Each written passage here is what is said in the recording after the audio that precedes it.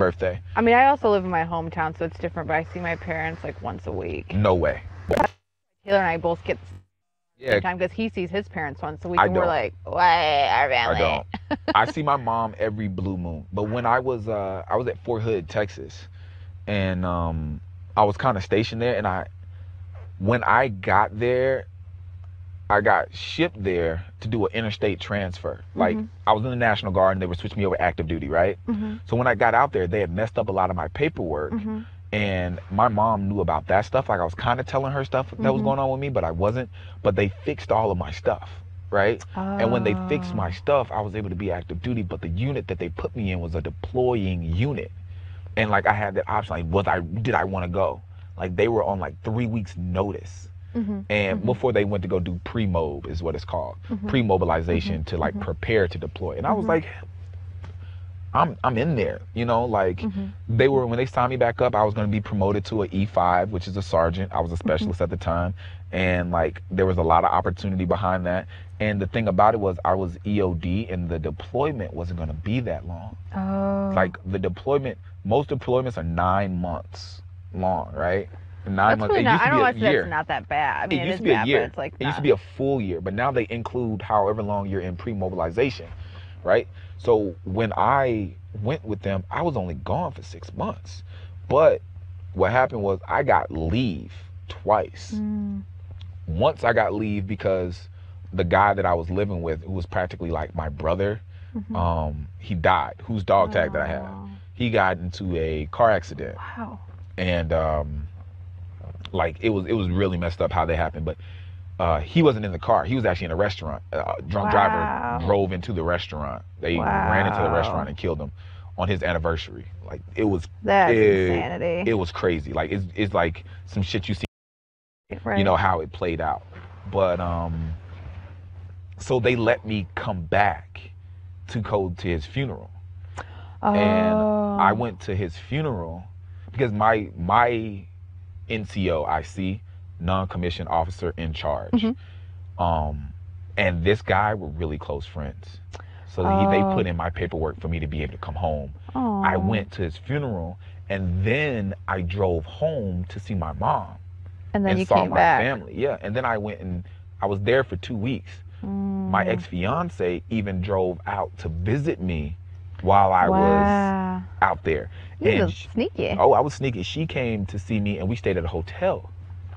So the whole time, like, people I have ADD when it comes to conversations. Yeah. People thought that I was actually stationed at Fort Hood when I was actually deployed. I left again, went back out, and I was gone for about 2 more months. So not even 6 months. I'd say like 5 months and like a week. And then I came back home.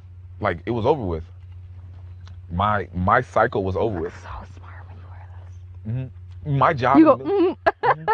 My job in the military is not like everybody else's. Like, I'm not a foot soldier or like a. I deal with demolition. Like, I'm that guy, and I tell people all the time. I try not to be very descriptive. I'm the guy who goes out there in the green suit. I'm the guy who goes out there in the bomb suit.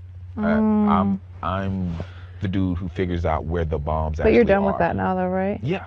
Okay, good, because that's not my job. That is not allowed anymore. It was scary, but it was really cool. Like, I'm a sapper in the military, which is like, it's like that times Chris blowing away one of the deer. It's like that times 10. Like, a sapper in the Army is like a ranger, like an Army ranger, except for explosives. But yeah, and it was really cool. You're gonna hate me. You about to go inside, huh? I really wants to talk to me. I'll let you talk to Dedeker. No problem. I love you. There's no problem. You just, like, people don't know this about you. I'm the only one who knows about you. You have a mouth that can run for hours. You love talking. Hours. Like, people, no one here knows this because nobody else, you're just like, yep, no, yep. And then you get me and you're like, stop. Yeah, man. Well, see, that's the thing. In the outside world, honestly, I'm a talker. I'm also a businessman. And, you know, as far as, like, people that do business, we know how to talk. Like, we know how to talk, and we can talk. How to listen. We can talk a lot. So, like, being in here and not having much good conversation, it's, oh, you are not about to make me fall out of this. I'm coming out. You are not about to do this to me, because if I tumble. You son of a... Ugh. I'm a spider monkey. Ugh, I can't stand you. Gosh. 2 weeks, Kristen, 2 weeks. Have you ever noticed, all my best friends know this about me, I'm one of those people that when I'm done with a conversation, I just walk away. Yep. I'm you got like... 2 weeks, homie. Because the thing about me is I don't like pretending like I'm listening. I think it's rude. So when I'm done listening, I just walk away from the conversation. Only the people I love, though. Walk away from that, loser. I think I'm done with you talking now. Thank you. For Dedeker, man. She's got some stuff she wants. She's yeah. I stuck up for the table, though, because everyone was like... I saw. Yeah, B, like, that's your girl. Like, and I'm like, yo, yes. You know what? I respect you even more for that because, like I told you, I try to stay out of most of these things. Like, I don't even want to have a voice in some of these things, even though people like to stand up. I don't like to even stand up in some situations because some people see it the wrong way, you know? And that sucks. Yeah. They're like, oh, why are you standing up for this? I just feel loyalty to her when it comes to this situation. I, like, told her I would have... Like, before this even went down, I was like, I want you to know I'll have your back, like, if people start picking on you. Like, when he came into the gate, Josh was like, Mike, your best friend's here. And I was like, Josh, just don't. That's just not cool, man. Like, don't do that, you know? And I promised her I'd have her back with this, you know, because I know how much it's hurting her. And she told me, like, a couple mornings ago when we were milking, she's like, I have so much anxiety about this. And I was like, well, I'll have your back with it if people start, like, teasing you about it. That's not cool, you know? And I don't think anybody's going to tease her about it, honestly. I couldn't. Why? Because I shut it down. Shut that shit down. Wow. And I hate to do it because it's people. I'm close to Rob and stuff, but I was like, guys, come on. Yeah, Rob was being a little immature, but that's my boy. So who cares? Oh yeah. I hope she's not sleeping. I was just coming in to get you. I was like, he was talking, and I was like, Aaron, I'm sorry, I gotta cut you off. I got another conversation I have to have. Okay, a little more warm.